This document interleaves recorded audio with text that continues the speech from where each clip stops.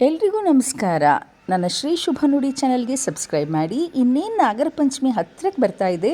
ಈ ಉದ್ದಿನ ಕಡುಬನ್ನು ಸಾಮಾನ್ಯವಾಗಿ ನಾಗರ ಪಂಚಮಿಲಿ ನಾವು ಮಾಡ್ತೀವಿ. ಸಖತ್ ಟೇಸ್ಟಿಯಾಗಿರುತ್ತೆ. ಒಂಥರ ಬಾಯಿಗಿಟ್ರೆ ಉದ್ದಿನ ಬೋಂಡ ಅಲ್ಲ, ಇಡ್ಲಿ ಅಲ್ಲ, ಇನ್ ಬಿಟ್ವೀನ್ ಅನ್ನೋ ಥರ ಇರುತ್ತೆ. ಸೂಪರ್ ಟೇಸ್ಟಿಯಾಗಿರೋ ಈ ಉದ್ದಿನ ಕಡುಬನ್ನು ಮಾಡೋದು ಹೇಗೆ ಅಂತ ನೋಡ್ಕೊಂಡು ಬರೋಣ ಬನ್ನಿ.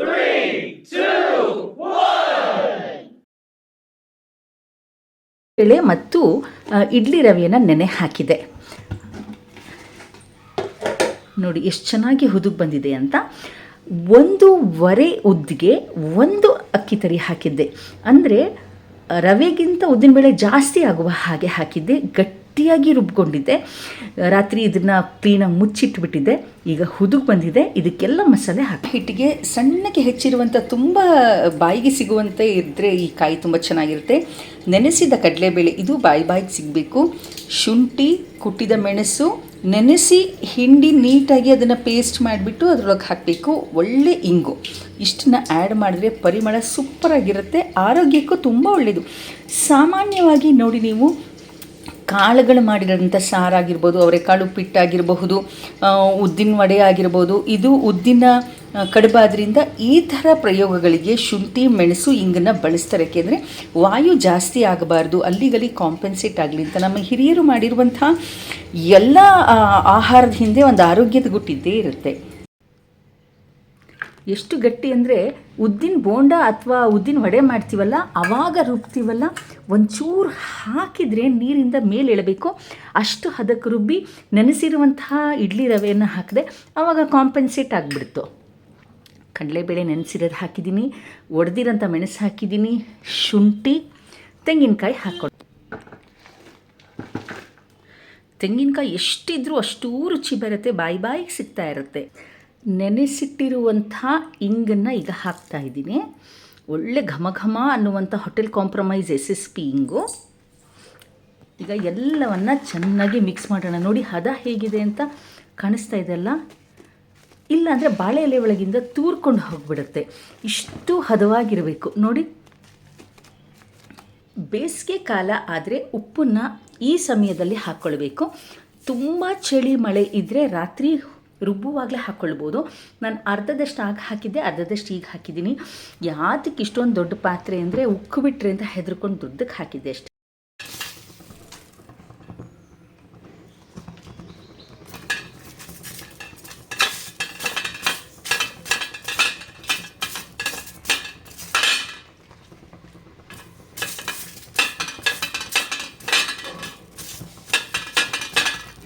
ಹೀಗೆ ಈ ಥರ ಕಡುಬಿನ ಪಾತ್ರೆ ಬೇಕು.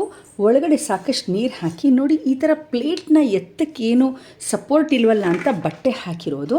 ಆಗ ಇಡೀ ಬಟ್ಟೆಯನ್ನು ಎತ್ತಿಬಿಟ್ರೆ ಅಷ್ಟು ಪ್ಲೇಟ್ ಬರುತ್ತೆ ಅಂತ. ಈಗ ಮಧ್ಯೆ ತೂತಿರಬೇಕು, ಆವಾಗ ಹಬೆನಲ್ಲಿ ಕಡುಬು ಬೇಯುತ್ತೆ. ಈಗ ನಾವು ಒಲೆ ಹಚ್ಕೊಂಡ್ಬಿಡೋಣ ಫಸ್ಟು, ಆಮೇಲೆ ಎಣ್ಣೆ ಸವರ್ಕೊಳ್ಳೋಣ.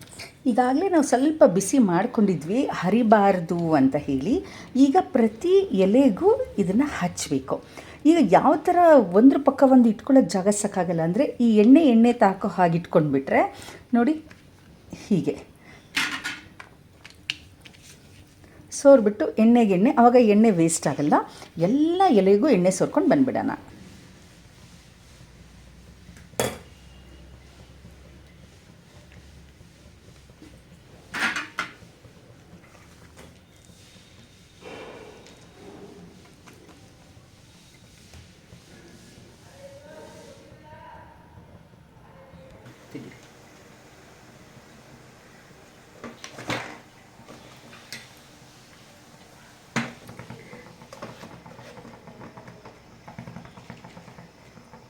ಪಾಸ್ ಮಾಡಿ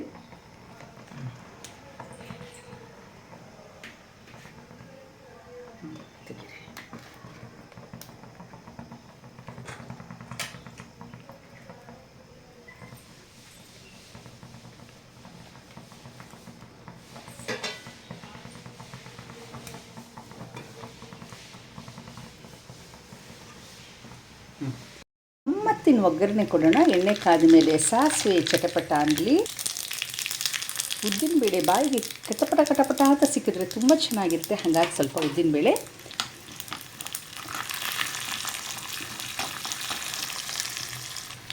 ತುಸು ಇಂಗನ್ನು ಹಾಕ್ತಾಯಿದ್ದೀನಿ. ಇಂಗಿನ ಪರಿಮಳ ಇಷ್ಟ ಇಲ್ಲ ಅನ್ನೋರು ಸ್ಕಿಪ್ ಮಾಡ್ಬೋದು. ಬೆಳ್ಳುಳ್ಳಿ ಇಷ್ಟ ಅಂದರೆ ಬೆಳ್ಳುಳ್ಳಿ ಹಾಕ್ಕೊಳ್ಬೋದು. ಇದು ಬಣ್ಣ ಬದಲಾಗ್ತಾಯಿದೆ. ಇವಾಗ ಒಂಚೂರು 4 ಒಣಮೆಣಸು ಹಾಕೋಣ, ಜೊತೆಗೆ ಒಂಚೂರು ಕರಿಬೇವು. ಒಳ್ಳೆ ಕಲರ್ ಬಂದಿದೆ. ಈಗ ಜಸ್ಟ್ ಇದು ಒಗ್ಗರಣೆ ಹಾಕ್ಬಿಡೋಣ.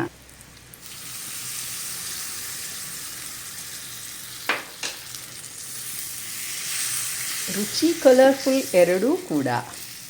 ಆಲ್ಮೋಸ್ಟ್ 40ರಿಂದ 45 ನಿಮಿಷ ಆಗಿದೆ. ಒಲೆ ಆರಿಸ್ಬಿಟ್ಟು ತೆಗೆದು ನೋಡೋಣ. ಬಿಸಿ ಇರುತ್ತೆ, ಹಾಗಾಗಿ ಜೋಪಾನ. ಸೂಪರಾಗಿ ಅನ್ನಿಸ್ತಾ ಇದೆ. ತೆಗಿಯೋಣ ಇರಿ. ಈ ಥರ ಏನಾದರೂ ಹಾಕಿದಾಗ ಏನೂ ಅಂಟಲಿಲ್ಲ ಅಂದರೆ ಬೆಂದಿದೆ ಅಂತ ಅರ್ಥ.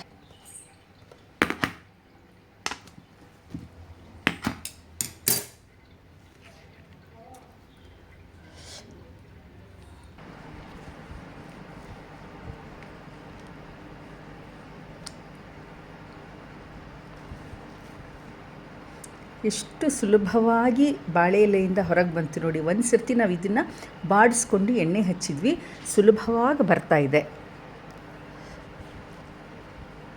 ನಾನು ಒಂದು ಕೈನಲ್ಲೇ ವಿಡಿಯೋ ಮಾಡ್ತಾ ಒಂದು ಕೈಲಿ ತೆಗಿತಿದ್ದೀನಿ. ಏನೂ ಕಷ್ಟ ಇಲ್ಲದೆ ಆರಾಮಾಗಿ ಬರ್ತಾಯಿದೆ. ಬಿಸಿ ಬಿಸಿ ಕಡುಬಿಗೆ ಮೇಲೆ ಒಂದು ಸ್ವಲ್ಪ ತುಪ್ಪ ಬಿದ್ದರೆ, ನಾಟಿ ಹಸುವಿನ ತುಪ್ಪ ಇದು, ಅಪ್ಪ ಮಸ್ತಾಗಿರುತ್ತೆ. ಸೊ ಈ ನಾಗರ ಪಂಚಮಿಗೆ ಈ ರೀತಿಯ ಉದ್ದಿನ ಕಡುಬನ್ನು ಮಾಡಿಕೊಂಡು ರುಚಿಯಾಗಿ ನಾವು ತಿಂದು ನಮ್ಮ ಬಂಧು ಮಿತ್ರರಿಗೂ ಕೊಟ್ಟು ಸವಿಯೋಣ.